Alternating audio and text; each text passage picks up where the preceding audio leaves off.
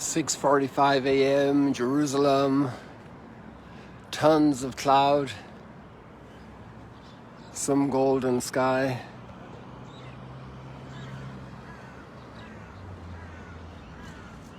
And the Dome of the Rock, look at that hiding in there. This is a different perspective.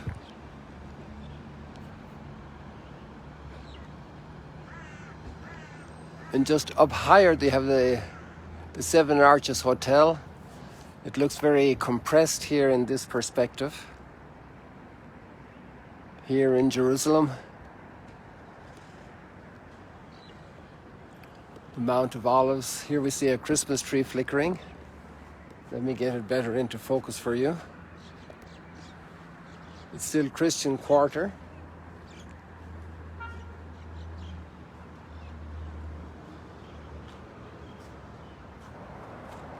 The Tower of the Ascension up there.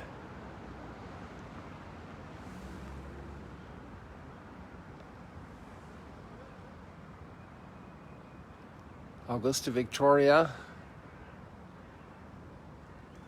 and Hebrew University, Mount Scopus, Mount of Olives. So I ended up here by a stroke of Providence on top of the school, the hospitality school here at Notre Dame. So you can have a little view of Notre Dame from this angle here.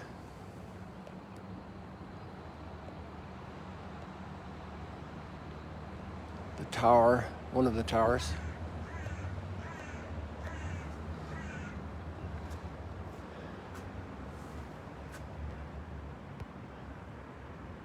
Our Lady carrying the baby Jesus.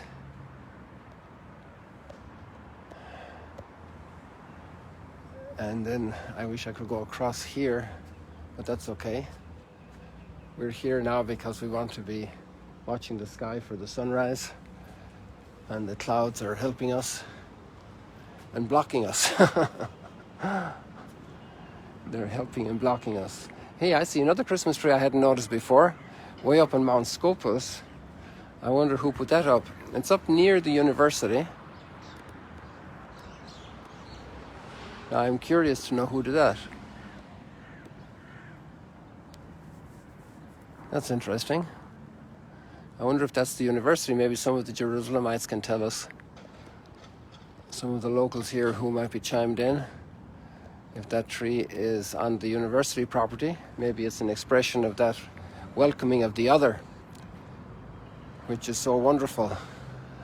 I'm not sure if I told you the other day when I was at the funeral of Catherine's nephew, and on the way back from Mount Zion, there were a group of students. I think I told somebody that, but I'm not sure if it was you. And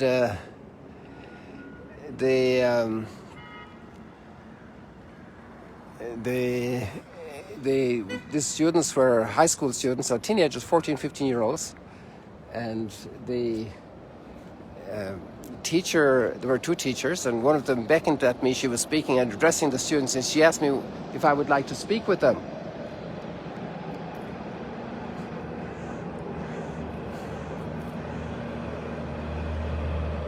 So obviously I accepted that gracious invitation, and we had a wonderful exchange.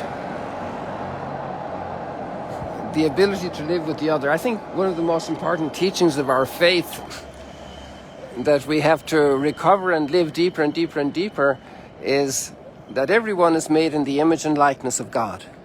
This is the great common reality for every human being that sees another human being. There's the image and likeness of God. And if we go to our Christian faith, and we go even to all the biblical experience, it's about God taking that so seriously that he gets involved to take us out of trouble. With our brokenness, we get into trouble. And God, like a good parent, steps in to help. Totally respecting the fact that he created us in his image and likeness in a full freedom and respect. To be able to recognize the other and live with the other.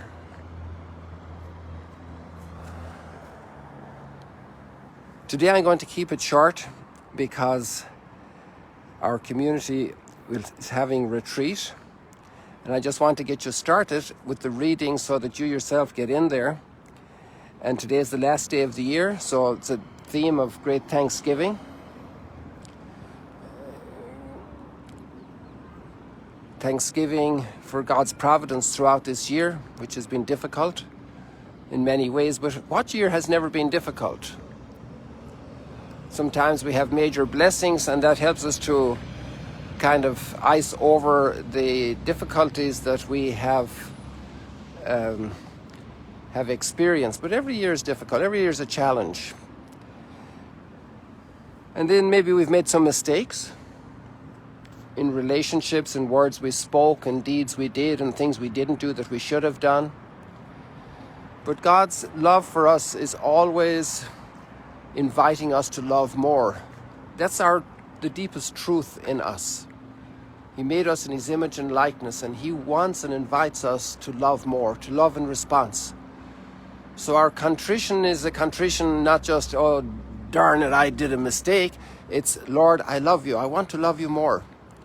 And I'm going to be renewed deeply in my life because of your grace. And this is wonderful, that we can get deeply renewed in our lives. Deeply renewed. And as we go into the new year, that it's not just another day on the calendar, or a few fireworks, or a special meal, or maybe even a moment of special prayer, but it's a complete deep renewal of my life.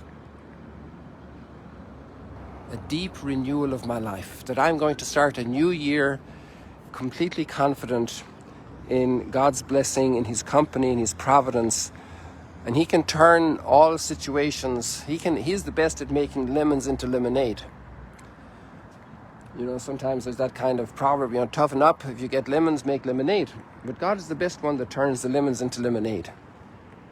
Obviously with our work.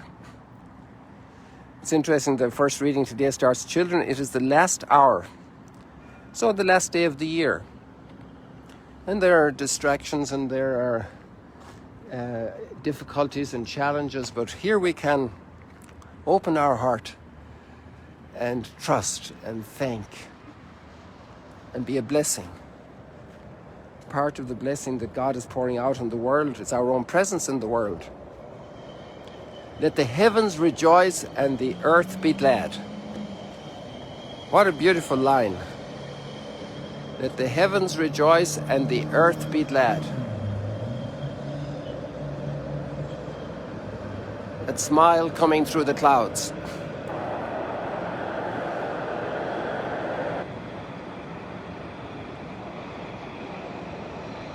And once again we revisit the prologue of John's Gospel, which is very rich, and I won't go into it now. I would like to go into it, but I'll sign off early today.